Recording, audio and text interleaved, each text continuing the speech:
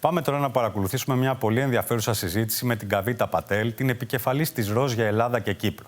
Μας υποδέχτηκε στο γραφείο της και μας μίλησε για το όραμα που έχει, έτσι ώστε όλοι οι άνθρωποι να έχουν πρόσβαση σε καινοτόμες θεραπείες. Ακόμα μας ανέλησε τις προκλήσεις για το σύστημα υγείας στην Ελλάδα. Πάμε να δούμε το θέμα.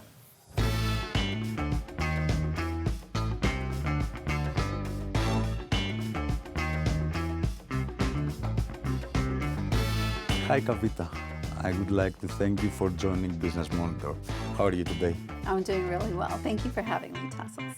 Kavita, with an experience of 20 years in the pharma industry, both in USA and in Europe, what inspired your move to Greece? You know, as a pharmacist and health economist, I've always had a great passion for science and bringing care to patients all around the world, regardless of where they live. For me, it's exciting to be in Greece to think about how do we make this vision a reality. I think that Greece is in a very critical time with the growing economy. It definitely has some challenges, but there's an opportunity to create these challenges into opportunities and create a sustainable environment where innovation thrives. So I'm really excited to be here to be part of that journey and hopefully make a difference. So, which are the main challenges for us in Greece and also your priorities as the Managing Director of the company? Some of the key challenges that Roche Hellas faces, and I would say the entire pharmaceutical sector faces here in Greece, is as it relates to the current pharmaceutical policy. There is underfunding as it relates to pharmaceuticals. What we see is significant amount of clawback or paybacks back to the government. Many years now. Many years now. And for example, in 2023, the latest number was 79%. So what that means is out of 10 medicines, 8 the pharmaceutical companies pay. And that's a significant amount of burden to pharmaceutical companies like ours. They're striving to bring innovative, life-changing medicines to patients. And how can we create a sustainable environment in which we're able to do that? This is a very critical point. So, it's one of your most challenging decisions for the first months, I suppose. Definitely. I would say that, you know, as a company and as a person that very much has a strong passion for bringing life-saving medicines to all patients, irrespective of where they live, the most difficult decisions is when you have conflict with that. And so how can you bring life-changing medicines and continue to do that and invest in a country when you are hit with these very high clawback numbers? It's unsustainable for us. Kavita, is it possible for people to have access to innovative treatments? Are there solutions for this? There definitely is. I think what it requires is first the political will and long-standing commitment to health. Today, health is seen as a cost. It is not a cost. It should be seen as an investment. We know that once you invest in health, then you are able to provide sustainable solutions for patients. We know that health provides people, societies, populations with productivity gains, and this in turn leads to economic growth for a country. If we changed our mindset and how we thought about health in a different way, then we could definitely find solutions. So first is think of health as wealth and change our mindset and not think of it as cost. Second, let's redesign the pharmaceutical policy here in Greece. Currently, it doesn't appropriately assess the value of innovative medicines. We need to think about innovative medicines not only for the clinical benefit they provide, the economic, but also the societal value they provide.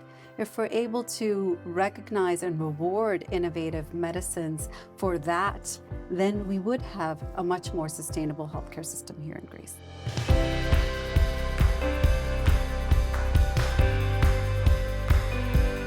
Kavita, Roche collaborates with Υγεία Hospital to provide anti-cancer treatment at home. And you mentioned this during the Brainstorm Health Summit. So how do you envision public and private partnerships in healthcare in Greece? So you speak about Ecothen. I think Ecothen is a great example in which public and private sector can come together to make a meaningful difference. With Ecothen, we worked with Υγεία to bring cancer treatment at home for patients. This not only improves patients' quality of life and their experience, but also then helps reduce the burden in the hospital. So these examples are things that us like Roche, as a multinational company, would like to do more of. We need to create an environment where innovation is recognized. It's a sustainable environment for us to continue to do business, and so that we could do more initiatives like this, as long as the country is also willing to provide incentives for us to do these types of initiatives moving forward. So you need more incentives from the government. I would like to speak more about health in general, because in 2 days we celebrate the World Health Day. So you are the Managing Director of Roche. Which do you think are the main challenges for the health and the patient globally? As the world is getting older, we see throughout the countries around the world, we have an aging population. There is a rise in non-communicable diseases. It is really critical that we see health in a different way. I spoke about how health should not be perceived as a cost. It should be perceived as an investment. What this means for governments is that it needs to be prioritized on the government agenda. With the geopolitical tensions happening, we're prioritizing defense. Health needs to be equally prioritized. With a healthy society, with a healthy population, economies will thrive, and we'll be able to address the challenges that we face in health today. Okay, about the government, but where companies like Roche should focus on? Companies like Roche continues to focus on science. We focus on prevention. We focus on stopping diseases and curing diseases. It is our mission to do that and to provide solutions, both from diagnostics to treatment, to be able to improve patients' lives. So we are going to focus more on R&D and new treatments for the patients, and also the role of technology is very crucial. It is. And so an area that we also, in addition to public-private partnerships, are very committed to is research and development. So part of that comes from being able to bring clinical trials to countries, and countries like Greece. And to do that, we want to make sure that there are proper incentives in place. There's a sustainable environment for us to bring research and development, because we know with clinical trials, it helps our skilled professionals and talent. We have more talent coming into the country, and we're able to then add to the economy through R&D. Yes, and it takes many years and effort to have innovative treatments for patients, right? It does. It takes many years, 10 plus years, as we think about the early discovery to actually bringing products to patients. And that requires really good data. That requires technology, as you said, for us to be able to identify the right targets and areas in which we want to focus, so that we provide transformational medicines for patients. Companies like ours are not seeking to do me-toos. We're really looking to transform what currently exists and have a meaningful impact for patients.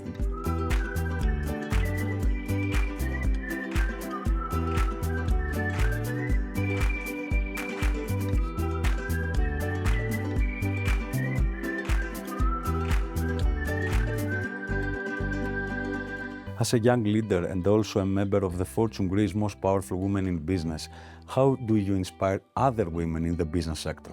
When I think about why I'm here today, it makes me think about all the great leaders and mentors I've had throughout my career.